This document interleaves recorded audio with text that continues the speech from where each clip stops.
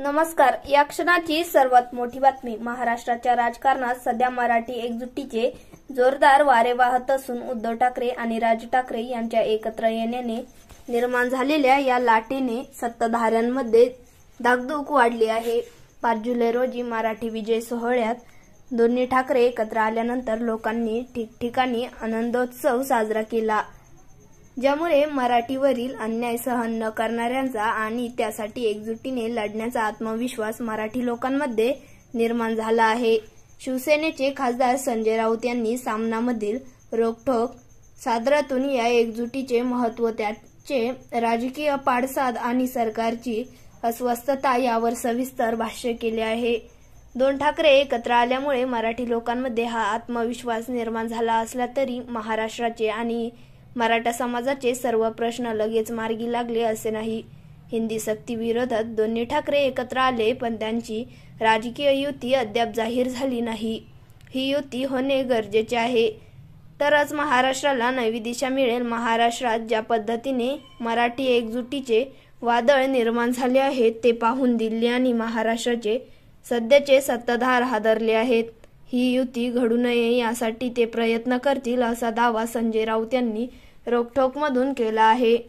मराठी एकजुटीच्या विजय मेळाव्यानंतर महाराष्ट्राच्या राजकारणाला विजेचे जोरदार धक्के बसले आहेत. याचे रूपांतर भूकंपाच्या जोरदार धक्क्यात होईल आणि आपले राज्य पत्त्यांच्या बंगालप्रमाणे कोसळून पडेल याची भीती एकनाथ शिंदे आणि त्यांच्याबरोबरच्या लोकांना वाटत असल्याचे राऊत यांनी म्हटले आहे. या चिंतेतून मुख्यमंत्री एकनाथ शिंदे यांनी दिल्ली गाठून अमित शहा यांची भेट घेतल्याची चर्चा सुरू आहे. महाराष्ट्रामध्ये सध्या जे घडते आहे ते थांबवा, फडणवीस यांचा हे वादळ रोखता येणार नाही असे शिंदे यांनी शहांना सांगितल्याचे राऊत यांनी रोखठोकमध्ये नमूद केले आहे. यावर शहांनी काय करायचे असे विचारल्यावर मी माझ्या लोकांसह भाजपमध्ये येतो, मला मुख्यमंत्री करा, हे सर्व रोखण्याची गॅरंटी देतो अशी चर्चा शिंदे शहा यांच्यात झाल्याचे शिंदे गटात बोलले जात असल्याचा दावा संजय राऊत यांनी केला.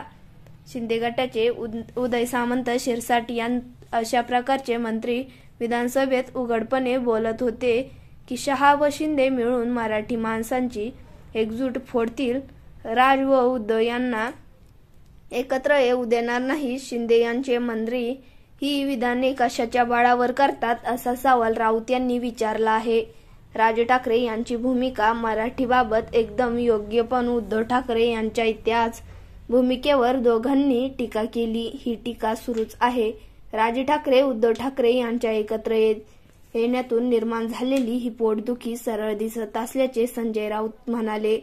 एक कार्यक्रम, एक मंच, 2 भाऊ एकत्र आले, त्यात एक बरा व दुसरा चुकीचा असे बोलणारे स्वतःच्याच अब्रूचे धिंडवडे त्या दिवशी काढत होते असेही राऊतांनी म्हटले. फडणवीस यांचे बोलणे वकिली पद्धतीचे असते आणि त्या न्यायमूर्ती खिशात व दबावाखाली असल्यामुळेच त्यांची वकिली सध्या चालली आहे. अधिकारी हेच फडणवीस, विदर्भ हेच माझे राज्य असे फलक घेऊन नागपुरात आंदोलन करत होतो ते लोक विसरलेले नाहीत. मराठी माणूस, मराठी एकजूट हा देखावा त्यांनी आज राज्याचे उपमुख्यमंत्री, मुख्यमंत्री आहेत म्हणून उभा केला आहे.